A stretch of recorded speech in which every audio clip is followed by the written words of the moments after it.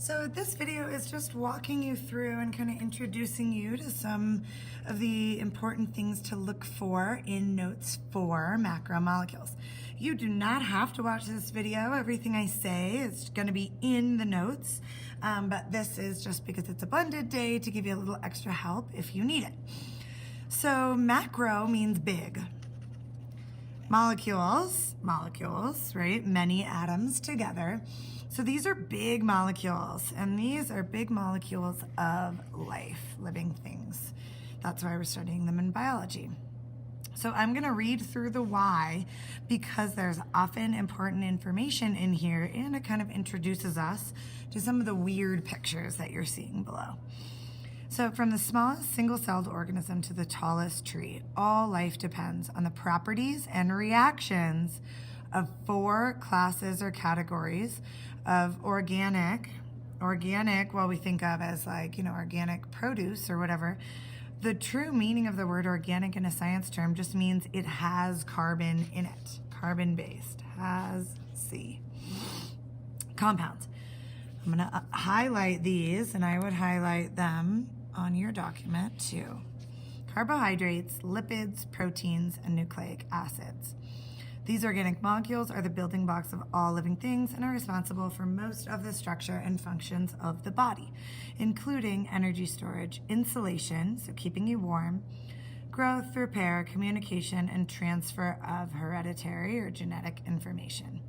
Simple organic molecules can be joined together to form all the essential biological molecules needed for life. So the way these notes work, you'll have many notes that are the same type. Essentially, it's going to have a model, which is just a picture that looks very overwhelming at first. Then you're going to have several questions ask you about the model. Usually the questions are just making you observe the model in detail. First, I'm just going to observe the model in detail without reading the questions.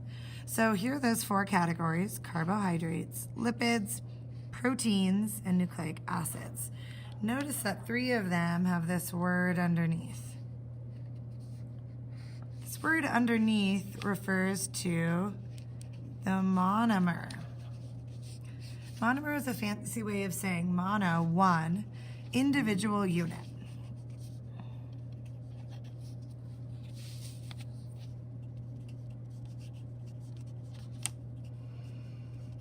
So these things are the individual units that make up these things. Lipids don't have one. Amino acids are the individual unit that make up proteins. And nucleotides are the individual unit that make up nucleic acids. You could think of these as Legos. So if here's like my Lego castle, and I'm sure you guys could make better Lego castles, but there's my Lego castle. If I considered this whole thing a carbohydrate, each individual Lego would be a monosaccharide or a monomer. These are the pictures of monosaccharides. You may have heard of glucose. Now, if you look, it's kind of overwhelming, but H just stands for a hydrogen, O for an oxygen. Now, wherever you see a dot, that is a carbon. We don't draw the carbons all the time because we are lazy. That's really the only reason, but that means there's a carbon. So things that you might notice about the carbohydrates, their rings are like circles, lots of O's and H's. I go down to the lipids. They're a little more overwhelming, but here I can see like these just mean carbon, carbon, carbon. Weird things happening, not in a ring form. These all 3 look different or look the same, but these all kind of look different. Okay, now I go and make some observations about proteins. There's weird names here that I'm going to ignore because I don't really know what they are. Something that's interesting is there's an N here. The ones above didn't have an N. N there stands for nitrogen.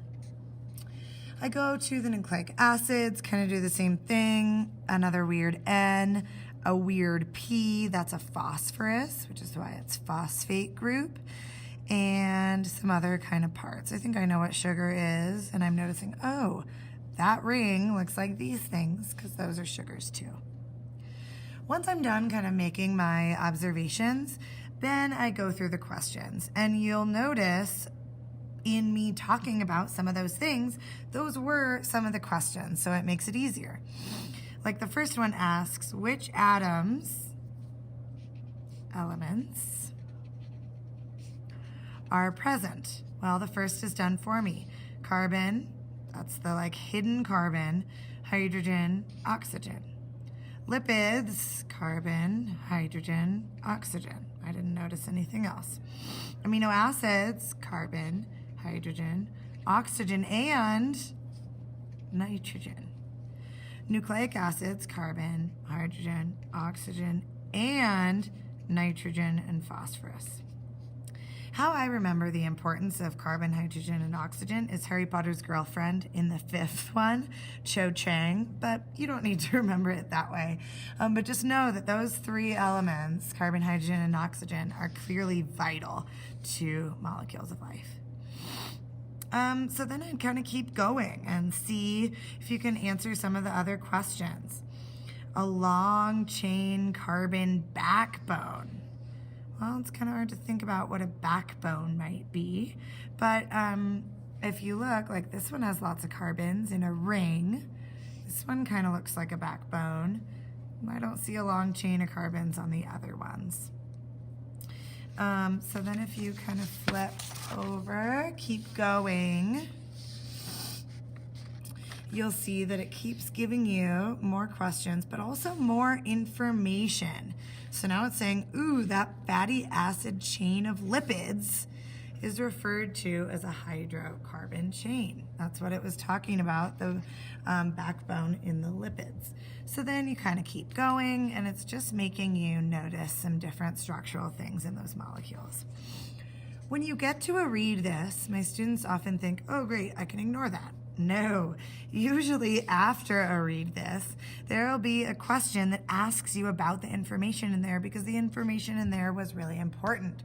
So make sure you do read, and I would even highlight, like during chemical reactions. The bonds, we talked about this in notes too, are continually broken and reformed. To break a bond, energy must be absorbed. When bonds are formed, energy is released.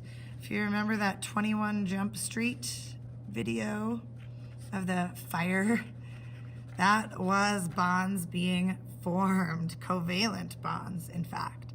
That was thus the fire, or the energy is released. So keep reading, highlighting through. I'm gonna walk you guys through a little bit of Model 2, and then we'll be done with the video. So again, I'm going to do the same thing as Model 1. I'm going to look at it first. Model 2 are reactions. So when we talked about reactions, we talked about how reactants, then there's an arrow, form products. Reactants are like ingredients, products are what we make at the end. So notice that there's three different ones. A, B, C. The three different ones are specific reactions, but they all do the same thing. They all have this thing plus this thing plus this thing equals a big thing plus water. A big thing plus water. This thing plus a smaller thing equals a big thing plus water.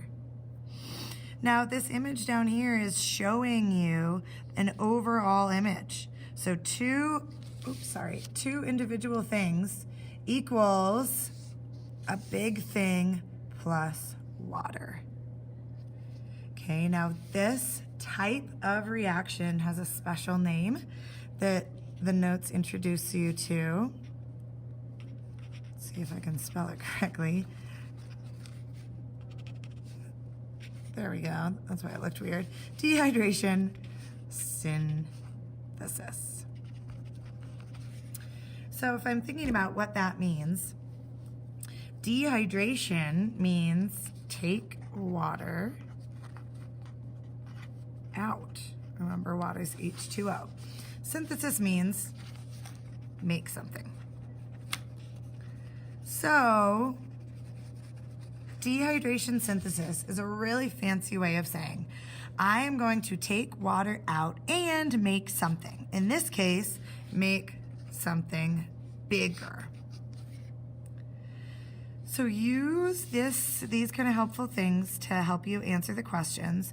Also notice this word parts thing, because there's a lot of weird words that are happening in here, but a lot of them have these different word parts that can help you determine what the words might mean. Do not worry about memorizing all these crazy words. Do become familiar with this and then use these words to help you understand other big ones. Just a couple things about the end of the notes. You do have some extension questions. Please do answer these. Then it tells you to stop. Do stop there because we are going to go over and do the rest as a class next time.